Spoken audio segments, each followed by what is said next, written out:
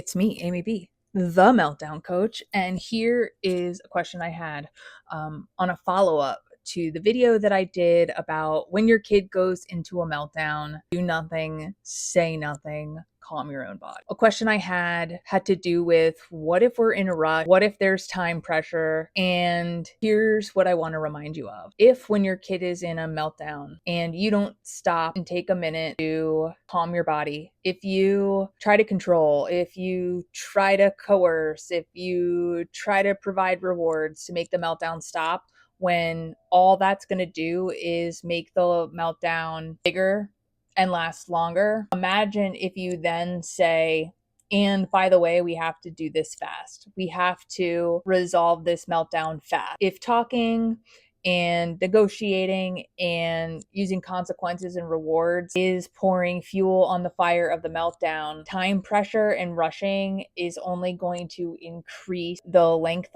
and the intensity of the meltdown. What I want you to connect is you leading from a calm body, you not being influenced by we're in a rush, we need to hurry up, we don't have time for this, and all of that. None of that matters to a body that is in upset, that's in a meltdown. But what does matter is the fact that you having a calm and steady body is the most impactful move in that moment, because at minimum, your steadiness and calm will be a model or an anchor for them getting back to calm. If you convince yourself that we're going to be late, we need to rush, and all of this, and you just shuffle them along, move them along, you're making the meltdown last longer, you're making it more intense. And by the time you get to whatever place that you wanted to be in, that kid's meltdown is still not resolved. So taking the time to resolve the meltdown, which first happens by calming your own body, removing that time pressure on yourself and on them, also important, because in all of my 48 years of rushing and trying to get places on time, when I am in that state of hurry up, got to get this done, that's actually the most frequent time that I mess things up, that I get things wrong, that I could potentially, forget something, could potentially get in a car accident, could potentially, like, things go sideways when I'm in that rush, hurry up mindset and pressure. So then that only adds to the pressure that your child feels. Now, what I want to have you keep in mind is, what I want you to know is that you stopping and saying nothing and calming your body first isn't the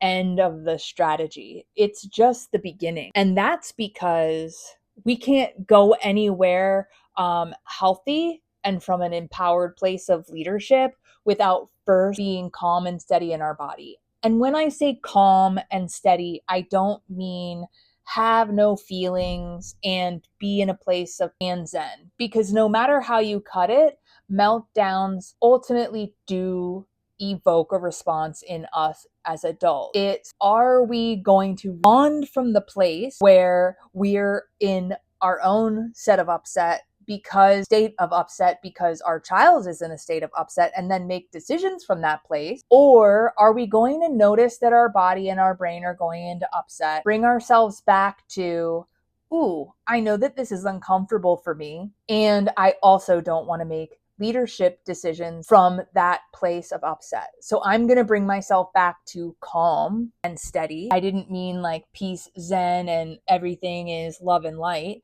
I mean, ooh, there's some discomfort. I'm not really liking it, but I'm not going to lead my child from that place. Because when I lead a child from a place of my own reactivity, that's when I say things and do things that don't help. And in addition to trying to explain why they need to stop, or negotiating, or trying to manipulate, that all of that energy that you're pouring into trying to control the meltdown is actually. So this is a practice. This isn't a one-time, oh, and when you're quiet and when you're steady in your body, then the meltdown goes away. No, it's from that place, what are the next decisions you're going to make? And I'm so glad we brought that up, because that's part of what the the Meltdown Decode workshop that is coming up. It's a free live workshop that I am putting together for the last Friday of the month.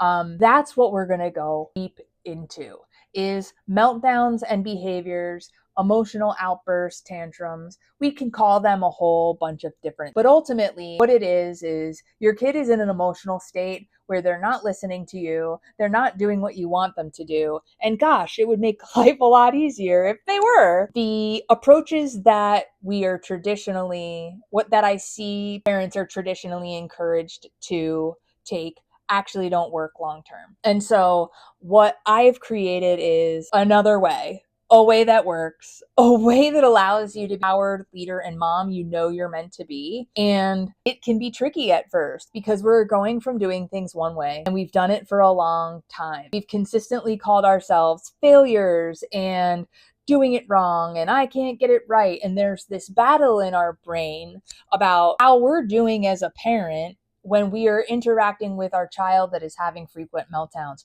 And you're having this whole like self-criticism, self-judgment, evaluation of my worthiness and my ability as a parent while your child is having that meltdown. And my thing is, hey, that doesn't make you feel good. That what you're doing actually isn't working. And here, let me share with you the ways of seeing behavior and the ways of responding in a new way behavior that will ultimately make those meltdowns and those experiences that you're having go away. Does that mean that you're never ever going to have a meltdown or an emotional outburst or anything like that ever again? No, but what it means is you're not going to be walking on eggshells, terrified of that happening because you still don't know what to do and it's still not getting better. I help moms know exactly what to say, exactly what to do, and also exactly how to see the behavior so we can stop taking it personally and making it a moral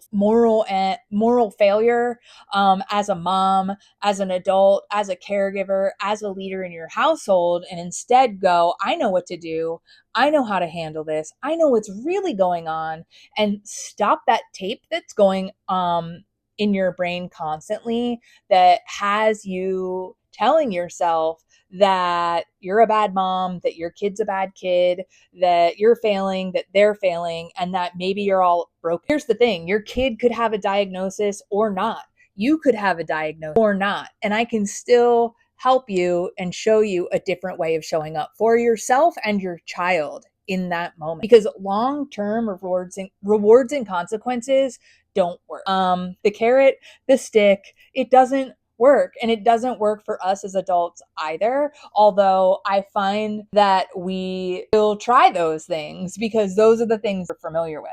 So I want to flip everything on to its head and show you a totally different way. So if you're interested in seeing behavior differently, showing up for behavior differently, and changing the dynamic in your household like 180. I had to pause for a second to be like, it's 180, right? 180 degrees the other way.